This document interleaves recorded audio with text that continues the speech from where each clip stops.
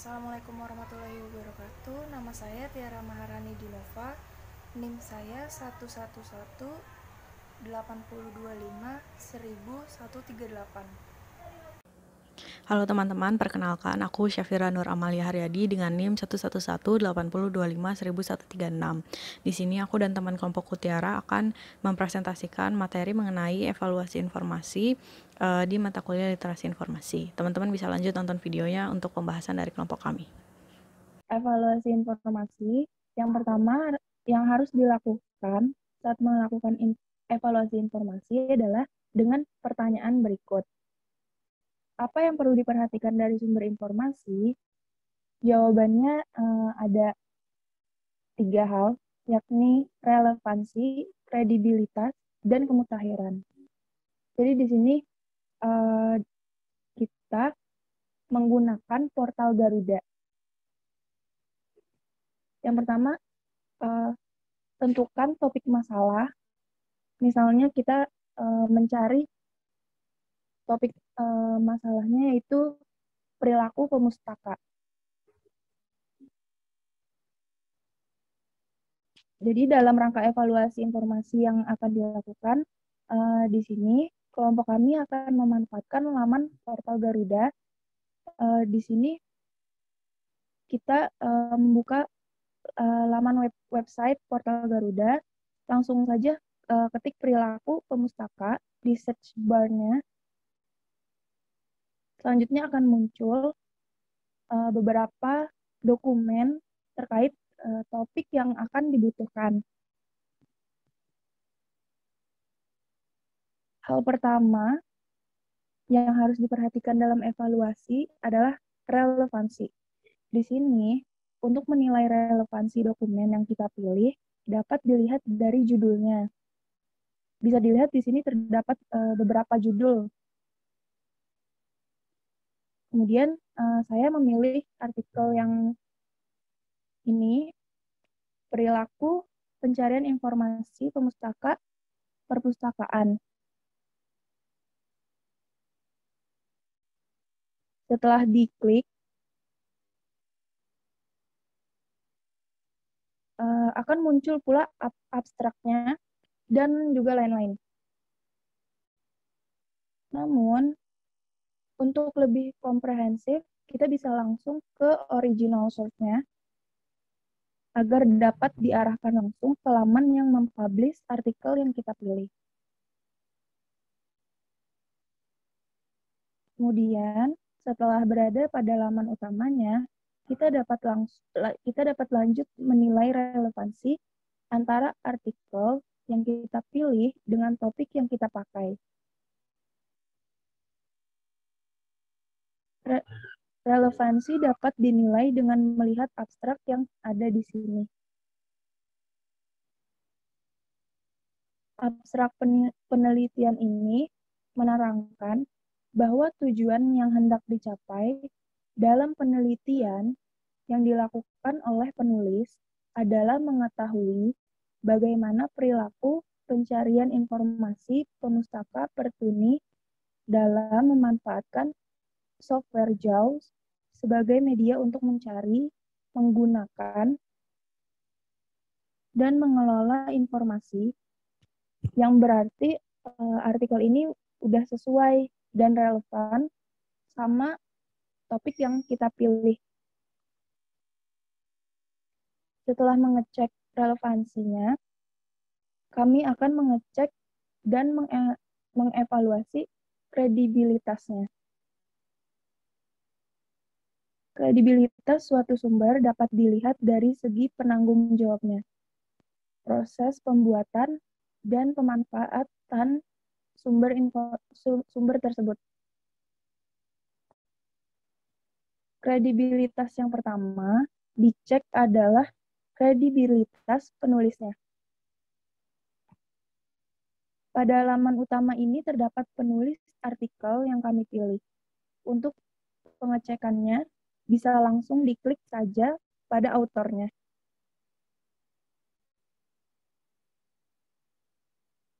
Dapat dilihat bahwa autor dari artikel ini yaitu Amalia Nurma. sudah verified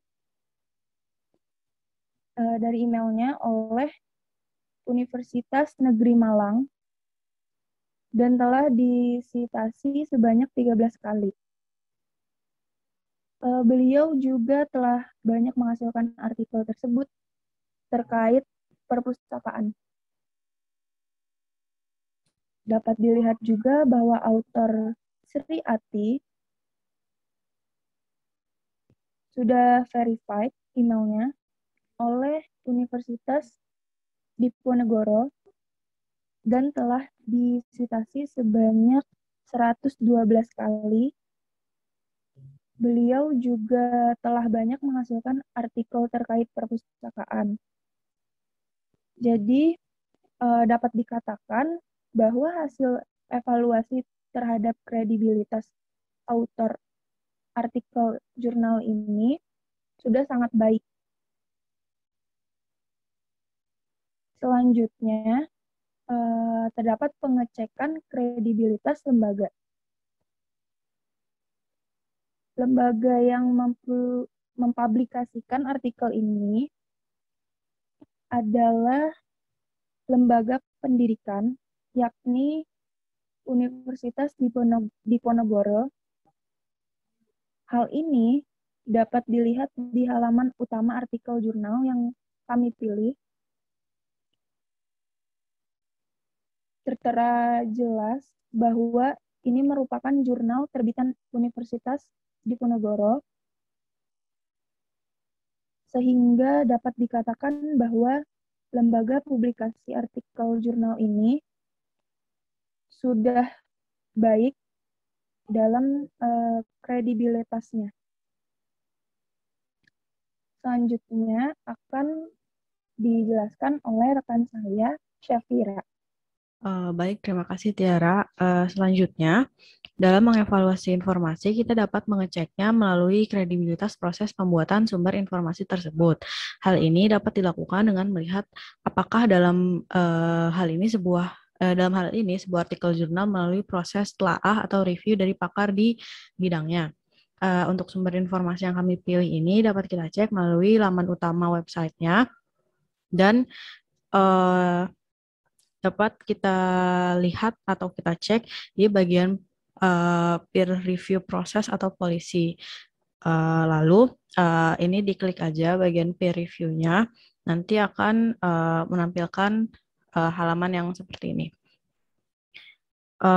Di sini terdapat keterangan bahwa artikel-artikel yang terdapat di dalam jurnal ini merupakan artikel yang sudah direview, peer review, dan salah satu ketentuan peer review-nya, semua artikel yang dimuat di jurnal ini melalui telaah atau review oleh peer reviewer, penguji, dan pembimbing skripsi. Keputusan diterima tidaknya artikel menjadi kewenangan tim penguji. Pemeriksaan unsur plagiasi dilakukan oleh tim validasi di tingkat jurusan, misalnya melalui pencarian Google di Scholar. Yang berarti semua artikel jurnal yang diterbitkan dalam jurnal ini sudah ditelaah oleh pakar yang kompeten di bidangnya. Lalu jika kita penasaran dengan siapa pakarnya, dapat dilihat di bagian ini, klik aja yang people, lalu nanti ada pilihan editorial team. Di bagian editorial team ini nanti kita bisa melihat siapa aja sih peer reviewer atau penguji yang menelaah artikel di jurnal-jurnal ini. Nanti setelah kita klik editorial team ini, akan muncul seperti ini.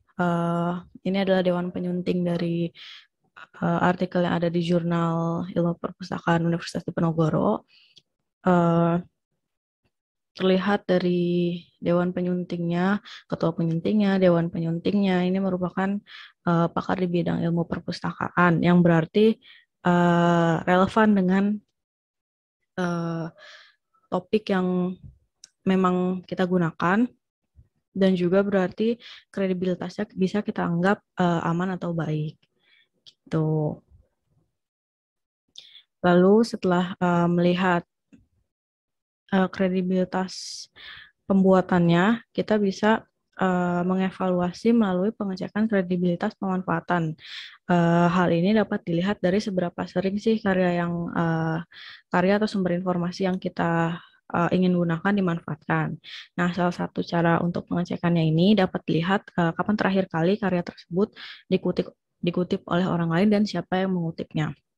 Nah, di sini kami menggunakan dan memanfaatkan Google Scholar untuk melihat seberapa sering artikel ini dimanfaatkan melalui citation index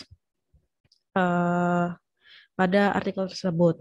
Jadi tinggal ini judul artikelnya tinggal di copy aja, terus buka Google Scholar, terus CTRL-V di sini, terus dicari di Google Scholar.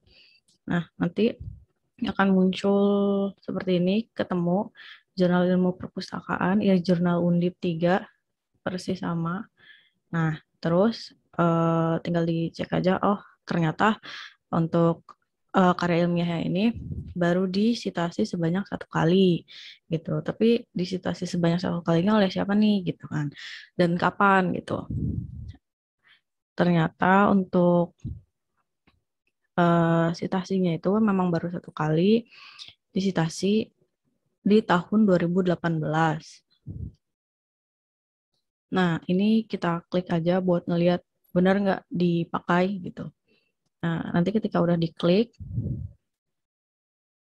nanti ini akan ngarahin ke website di mana si jurnal kita itu disitasi oleh siapa gitu. Ternyata jurnal ini tuh pernah disitasi sebanyak 1 kali tahun 2018 di acara The First International Conference on Library and Information Science, studi program of Library and Information Science of the Faculty of Education Science di Universitas Pendidikan Indonesia. Berarti disitasinya di sebuah acara yang bukan main-main juga gitu. Benar nggak nih? Nah, ini karena dia ada filenya bisa diakses, di open access, ini tinggal diklik aja open new tab, terus nanti muncul artikelnya. Terus untuk ngeceknya apakah benar, kita tinggal CTRL F, terus nanti muncul dialog kayak gini, dialog bar kayak gini. Terus klik aja nama autornya. Lalu ternyata betul dia ada di sini artikelnya. Dan nama autornya juga sama. Nah, setelah dicek apakah benar udah disitasi, karena dia memang cuma baru disitasi 1 kali, berarti data yang ada di sini kita anggap sudah betul dan kredibel. Selanjutnya, jika ingin ditelusuri lebih lanjut, bisa dilihat siapa sih autor yang mensitasinya gitu. Untuk autor yang artikel jurnal ini disitasi oleh M. Safi'i dan A.N. Dwi. A.N. Dwi itu di autor aslinya yang membuat, lalu disitasi di artikel jurnal ini di salah satu konferensi yang diadakan oleh UPI. Nah, karena misal mau ditelusuri lebih lanjut, ini tinggal diklik aja M. Safi'i-nya, karena kan tadi kita belum cek yang M. Safi'i. Klik open in new tab. Nah, bisa dilihat kalau M. Safi'i itu juga Bapak ini, beliau bergerak di bidang ilmu perpustakaan juga. Banyak karya-karyanya yang terkait dengan ilmu perpustakaan. Karyanya juga banyak yang mensitasi. Jadi bisa dianggap kalau artikel jurnal yang kita pilih ini, walaupun memang baru disitasi 1 kali, namun untuk siapa yang mensitasinya itu bisa dianggap bukan orang yang sembarangan begitu. Jadi bisa dianggap kredibilitas pemanfaatan sumbernya ini juga sudah cukup baik begitu. Baik, selanjutnya hal ketiga atau hal terakhir yang harus dilakukan dalam apa-apa saja yang perlu diperhatikan dari sumber informasi setelah tadi relevansi dan kredibilitas dibahas adalah kemutakhiran. Nah, untuk kemutakhiran sendiri itu, kemutakhiran suatu karya dapat dilihat dari tahun terbit karya tersebut, juga dapat dilihat dari tahun publikasi daftar pustaka yang digunakan. Eh, Kalau jadi bisa kita langsung cek aja kapan sih ini artikel jurnal yang kita pilih untuk topik yang kita gunakan diterbitkan gitu. Di laman di jurnalnya tadi kita bisa lihat, kita cari nih kapan. Nah, di sini bisa dilihat artikel info kalau jurnal ini tuh diterbitkannya di artikel jurnal ini diterbitkannya di eh, Jurnal Volume 1 nomor 1 tahun 2012. Nah, untuk pengecekan apakah benar nih di jurnal itu, volume itu, artikel ini dipublikasikannya, ini tinggal kita klik aja nih bagian yang ini. Nih, klik kanan, terus open link. Nah, nanti muncul volume 1 nomor 1 2012, volume 1 nomor 1 2012. Terus karena di sini kan ada banyak ya, kalau misalnya teman-teman terlalu pusing ngelihatnya, kita bisa langsung klik CTRL-F atau kita bisa klik Find on Page, CTRL-F, terus kita cari judulnya. Perilaku. Ada 4. Kita spesifikin lagi, pencarian informasi. Nah, ternyata benar nih artikel yang kita pakai ada di jurnal terbitan tahun volume 1 tahun 2012. Kalau menurut saya pribadi mungkin karena jurnal ini bukan merupakan sumber babon, jadi dan diterbitkan di tahun 2012, kemungkinan bisa dikatakan artikel jurnal ini sudah kurang mutakhir ya, karena kan sudah lebih dari 5 tahun.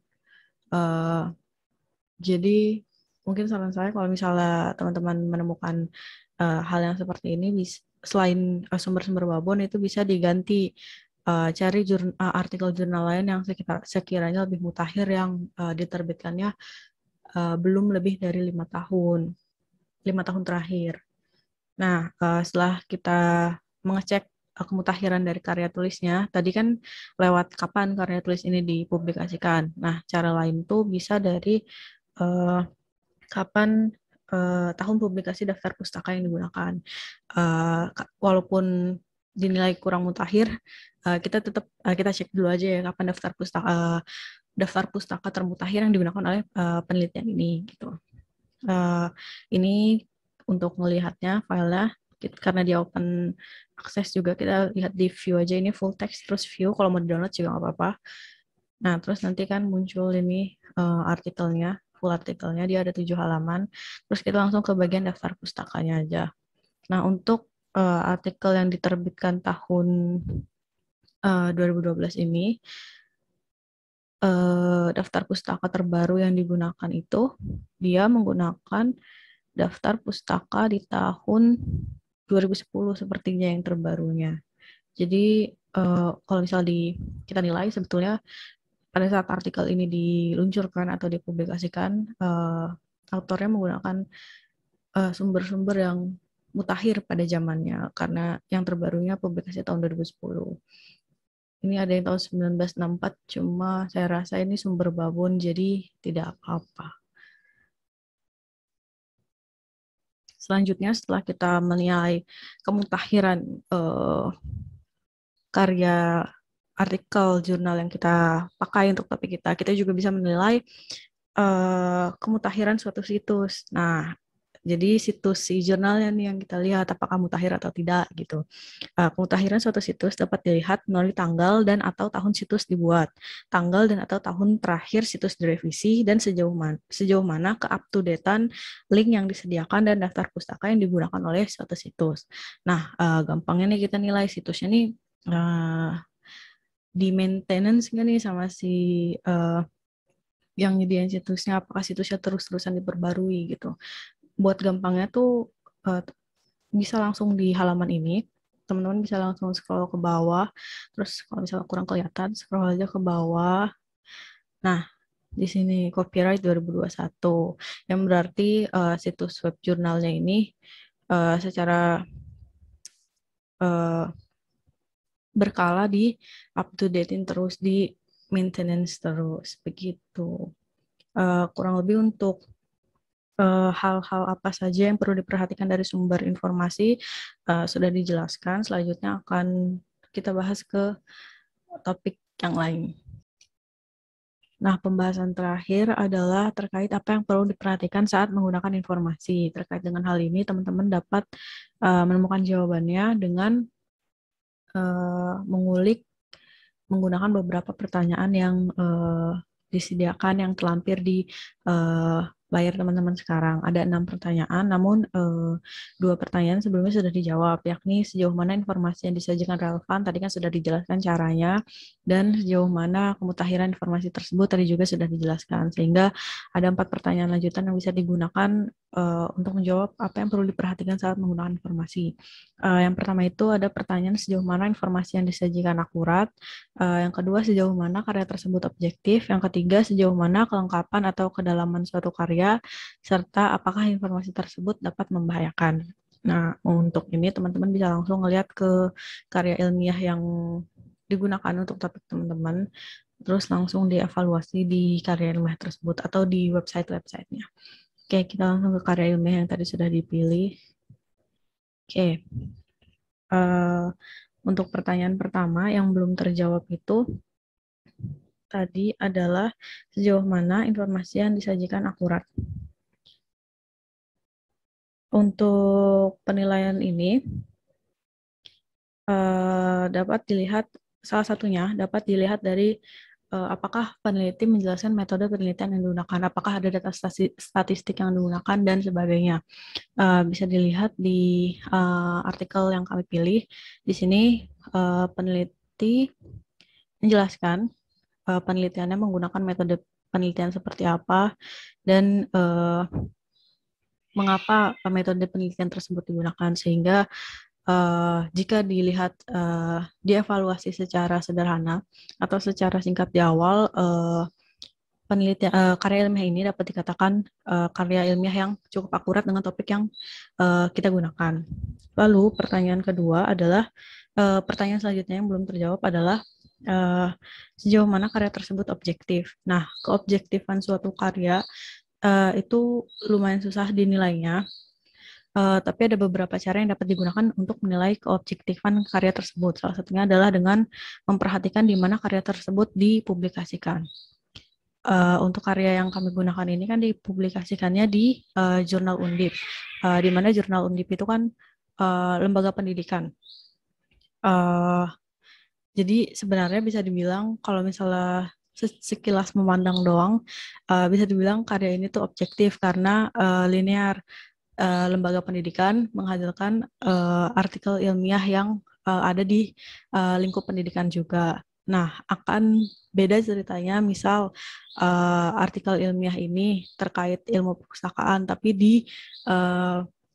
dipublikasikan di laman partai politik misalnya, atau di laman website rumah sakit misalnya. Itu kan agak dipertanyakan keobjektifannya, apakah benar, apakah akurat, apakah relevan gitu. Jadi kurang lebih perbandingannya seperti itu. Lalu pertanyaan ketiga yang belum dijawab yang bisa digunakan adalah sejauh mana kelengkapan dan kedalaman suatu karya. Kelengkapan dan kedalaman suatu karya ini dapat dilihat dari si karya itu sendiri. Jadi teman-teman harus mengevaluasi karyanya, dilihat gitu. Kayak sejauh mana si pencipta karya ini mempertimbangkan dan mengaitkan sebuah ide, kejadian, dan lain-lain. Seberapa jauh pengetahuan dan kemampuan pencipta karya terhadap bidangnya ini, sama jika menggunakan teori atau teknik baru dalam penelitiannya, apakah si peneliti juga mendiskusikan kelebihan dan keterbatasan pendekatan terbarunya tersebut. Yang kayak gitu-gitu. Jadi istilahnya teman-teman baca-baca dulu nih sebelum karya dipakai, apakah sekiranya si karya ini tuh cukup dalam gitu ngebahasnya. Nah, kalau misalnya dilihat secara sekilas, karya yang digunakan ini kan cuma hanya 7 halaman. 7 halaman ini pun termasuk ke daftar pustakanya juga. Jadi coba kita hitung ya, hasil pembahasannya ada di halaman 5, lalu di halaman 6. Lalu langsung kesimpulan pembahasannya ini bisa dibilang cuma 1,5 halaman. Misalnya kita lihat secara sekilas gitu, mengevaluasinya secara sekilas mata, sejujurnya bisa dikatakan ini kedalaman suatu karyanya mungkin belum terlalu dalam ya. Jadi teman-teman bisa kalau ketemu yang kasus kayak gini, pertama teman-teman bisa pastiin lagi apakah benar walaupun kuantitasnya sedikit, isinya itu kurang berbobot. Tapi kalau misalnya siapa tahu kuantitas halamannya gitu, kuantitasnya memang sedikit tapi isinya benar-benar berbobot, ya nggak apa-apa dipakai. Tapi kalau misalnya udah kuantitasnya sedikit, terus kualitas isinya juga kurang komprehensif gitu, disarankan untuk dilihat lagi, dicari lagi sumber lain yang sekiranya bisa mendukung topik yang teman-teman butuhkan, gitu, yang akan teman-teman pakai. Lalu pertanyaan terakhir itu, apakah informasi tersebut dapat membahayakan gitu. Jadi yang dimaksud membahayakan di sini adalah apakah informasi yang dimuat dalam suatu karya ini berbahaya bagi perkembangan moral, mental, sosial, bagi keamanan individu, keluarga, organisasi, masyarakat, negara, dan sebagainya gitu. Ini bisa teman-teman lihat salah satunya dari judulnya juga ya. Selain melihat isinya, hal pertama yang bisa dilihat apakah ini berbahaya atau tidak itu dari judulnya dulu. Perilaku pencarian informasi perpustakaan tertunda dalam menggunakan JAWS software. Kalau misalnya dilihat dari judulnya doang, ini kan harmless ya, nggak terlihat indikasi informasi yang tercantum di dalamnya ini berbahaya. Tapi kalau misalnya mau lebih mendalam lagi bisa dibaca dulu nih sedikit isinya. Mungkin dari abstraknya kita baca lagi. This study aims to know about information searching behavior from user of library and exploit JAWS software. Jadi tujuannya ini untuk mengetahui, jadi penelitian ini cuma salah satunya bertujuan untuk mengetahui perilaku pencarian informasi gitu. Kalau misalnya tujuannya hanya untuk mencari perilaku pencarian informasi gitu, secara logika kan, oh ini tuh harmless gitu, ini nggak berbahaya gitu. Jadi itu tadi beberapa pertanyaan yang bisa digunakan ketika teman-teman mengevaluasi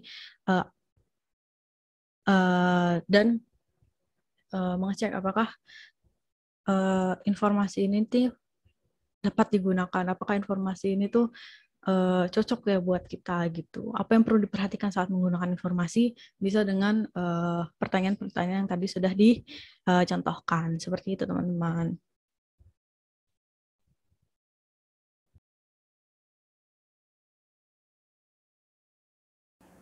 Sekian presentasi dari kelompok kami. Mohon maaf apabila ada kesalahan atau kekurangan dalam presentasi tersebut. Jika ada yang kurang jelas, teman-teman bisa tanya di kolom komentar atau di Google Classroom. Nanti insya Allah akan kelompok kami jawab. Sekian dari kami. Kurang lebihnya kami mohon maaf. Wassalamualaikum warahmatullahi wabarakatuh. Sekian presentasi dari kelompok kami. Kurang lebihnya mohon maaf. Wassalamualaikum warahmatullahi wabarakatuh.